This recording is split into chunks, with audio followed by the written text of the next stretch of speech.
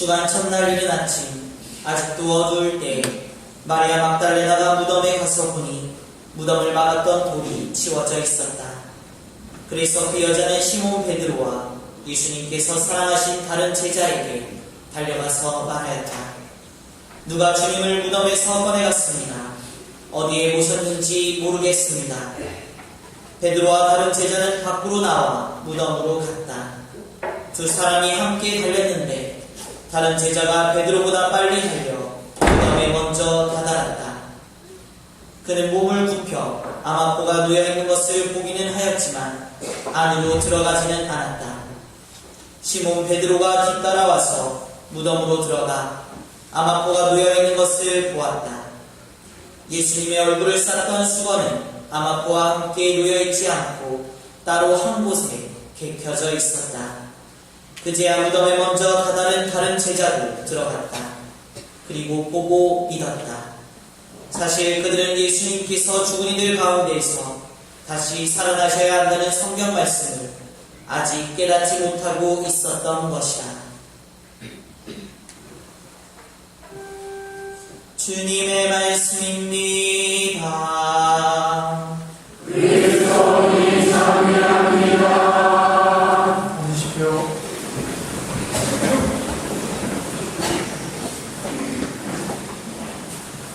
참 예수님, 부활을 축하합니다. 부활하신 예수님의 기쁨이 여러분 마음에서 샘이 되어 솟아났으면 좋겠습니다. 부활하신 예수님에 대한 우리의 믿음으로 우리 사회가 절망 속에서 벗어났으면 좋겠습니다. 우리 사수들 동안 부활하신 예수님을 나실 준비를 해왔습니다. 도대체 부활한 삶이란 어떤 삶인가? 부활의 세계란 어떤 것인가? 갈증난 여인에 대한 얘기를 들었습니다.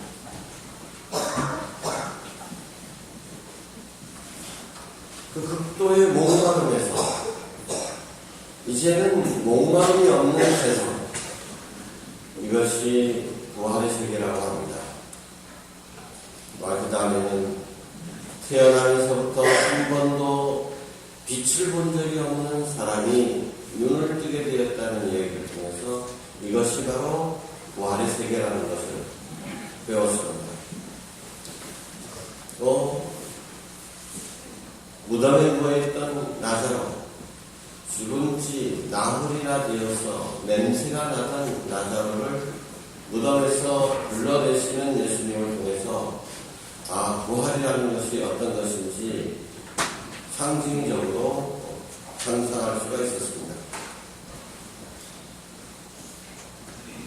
지독한 갈증에 시달리는 사람들이 모든 갈증에서 해방되고 흡족한 존재의 의미가 충만한 삶을 살게 되는 것. 어둠 속을 헤매는 사람들이 환한 광명의 세계에서 살게 되는 것.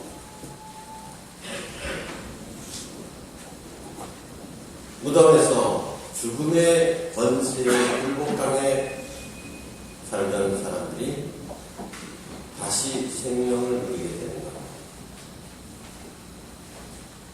그러나 여기에는 질적인 차이가 있겠죠. 차원이 다르다는 것을 우리는 늘 염두에 둬야 됩니다. 갈증이 채워졌다고 해서 다시 또 목마르고 그래서 다시 또 물을 마시는 그런 것이 부활이 아니다. 나사로를 생각해 봅시다. 나사로가 다시 살아났습니다. 다시 살아났지만 그를 부활했다고 하지 않습니다. 그런 경우에는 소생이라고 얘기할 뿐입니다. 요즘 한라산의 실록이 한창입니다. 한 달 전까지만 하더라도 그렇게 항상했던 그 숲이 좀 생명의 기운으로 가득 차 있습니다. 그런 경우에 우리는 소생, 만물이 소생하는 계절이라는 표현을 씁니다. 완전히 죽은 것이 아니라 완전히 죽었다가 살아나는 건 없어요. 그리고 소생했다고 하신 것은 작년에 피었던 꽃과 올해 피었던 꽃이 질적으로 다르다는 것이 아닙니다. 그저 순회, 되풀이 되는 것입니다. 부활은 이런 윤회가 아닙니다. 전적으로 다른 차원의 삶으로 올라가는 것을 말합니다. 물을 한 번 마시면 그 물이 내 안에 샘이 되어서 솟아나옵니다. 다시는 목마르지 않습니다. 한번 예수님께서 내 눈을 뜨게 해주시면 이제 보이는 것이 예전과는 전혀 다른 것입니다.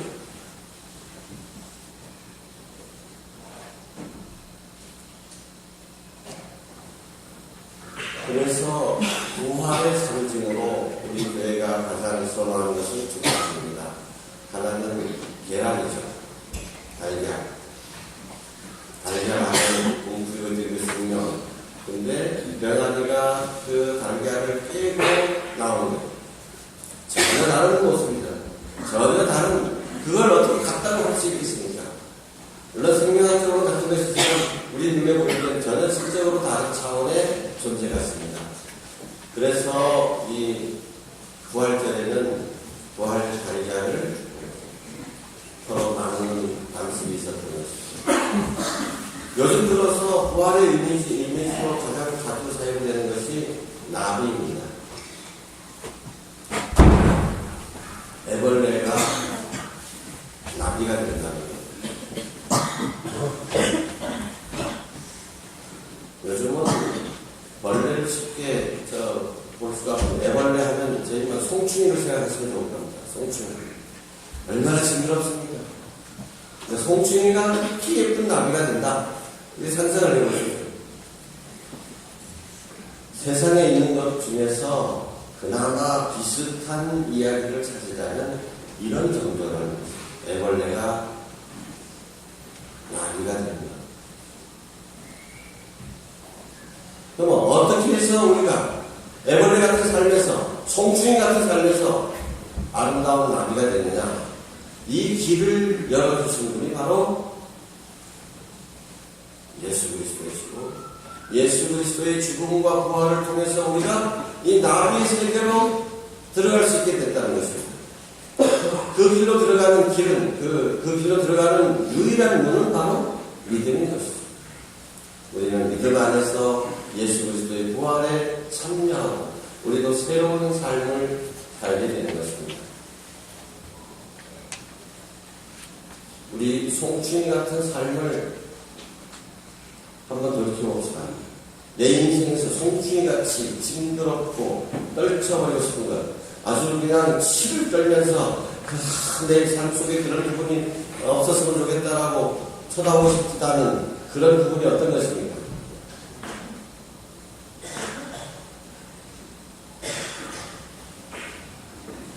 그 중에 대표적인 것, 그 근원으로 들어가면 그 근원에 송충의 삶의 근원이 뭐가 있느냐? 두려움이라는 것이 있답니다. 두려움. 두려움 때문에 사는 삶. 두려워서 사는 삶. 한번 상상해 보십시오. 일이 잘못될까봐, 죽게 될까봐, 실패할까봐, 억압을 당할까봐, 비난을 당할까봐, 내 안전이 위협을 당할까봐, 사랑하는 사람을 잃게 될까봐, 우리가 사는 것이 전부 다 이렇게 두려움 때문이라면 이건 살아도 사는 것이 아닙니다.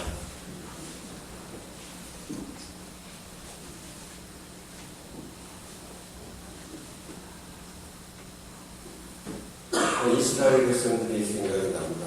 얼마 전에 선교수를 다녀왔는데 제가 20년 전에 갔을 때는 전혀 없었던 새로운 시설물이 제일 눈에 먼저 들어옵니다.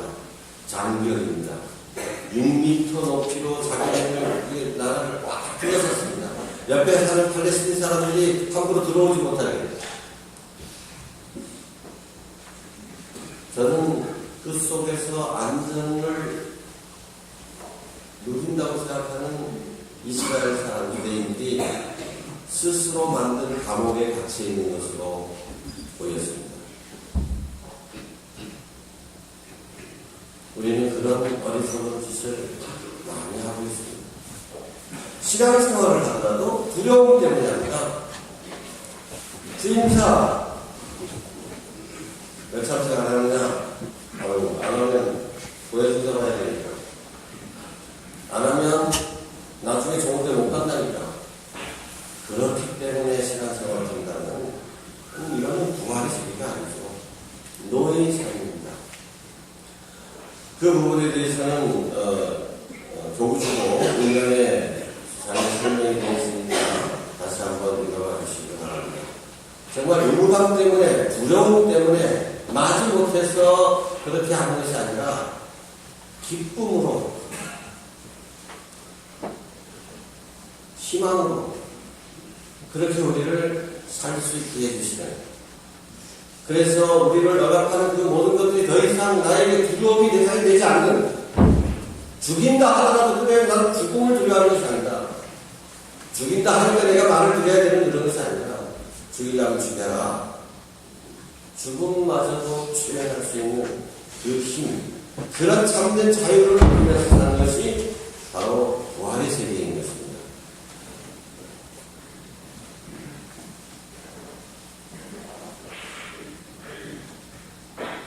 부활하신 예수님께서 우리 마음 안에 들어있는 모든 두려움을 씻어주시기를 기도하죠. 이번에 우리 주교님께서 사목서환을, 부활절 사목서환을 보내셨습니다.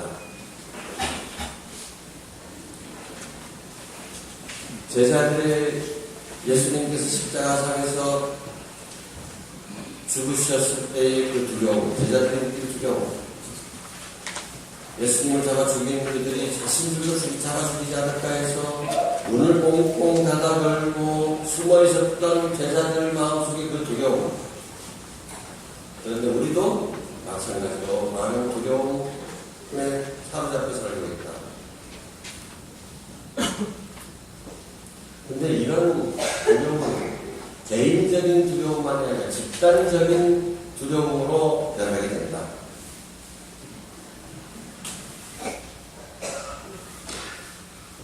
남북과의 관계는 마찬가지다.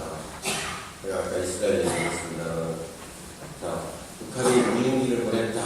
그러니까 어떻습니까? 우리나라는 더 좋은 무인기, 더 많은 무인기를 만들어야 되고, 또 무인기를 잡을 수 있는 레이더를 또 몇천억을 주고 구입을 해야 됩니다. 그러면 그런 레이더를 남한이 갖고 있으면 북한은 뭐만 있습니까? 그러면 창과 방패의 싸움입니다. 우리가 이걸 하라고. 저쪽에서는 또 그것 뚫을 수 있는 거 만들고, 그것 뚫을 수 있는 걸 또 막으려고 하면 또 저쪽에 더 맨날 이런 싸움입니다. 스텔스기라는 거 다 아시죠? 레이더에 잡히지 않는 전투기. 우리나라가 그걸 도입한다고 그러는데, 그럼 우리나라가 스텔스기를 갖고 있으면 옆에 일본이나 중국은 고만이 눈뜨멍 당하기가 하는데 아닙니다. 어리고 벌써 중국은 자기 독자적으로 스텔스 기능을 가진 비행기를 개발합니다. 그럼 어떻게 돼요? 서로 이걸 군비 경쟁이라고 합니다. 이 군비 경쟁의 근원은 뭡니까? 두려움입니다. 두려움에 사로잡혀 살고 있는 우리 집단입니다.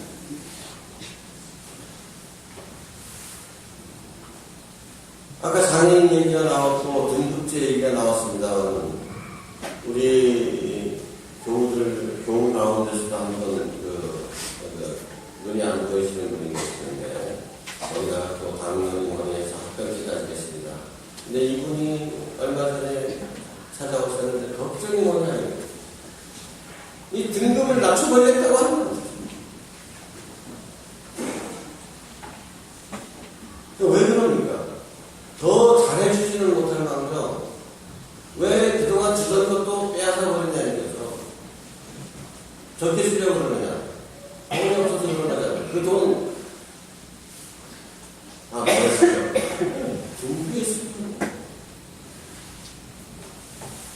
이런 게 노예의 삶이라는 것입니다. 두려움에 사로잡혀서 사는. 수련님께서 간단하게 말씀하십니다. 마지막 부분. 두려움은 우리를 헛것의 포로가 되게 합니다. 주님은 우리가 두려움에서 해방되고 헛것에 매달리기보다 현실로 돌아가라고 하십니다.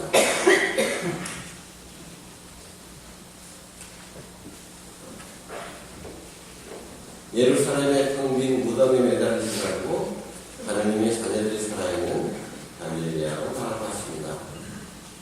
천사는 두려움에 떨고 있는 마리아에게 말하였습니다. 두려워하지 마라. 두려워하지 마라.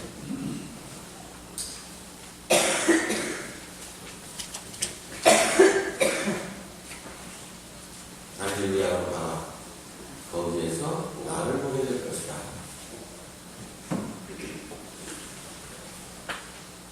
예수님의 부활을 믿는 우리는 더 이상 두려움의 노예가 되서는 안 되겠습니다.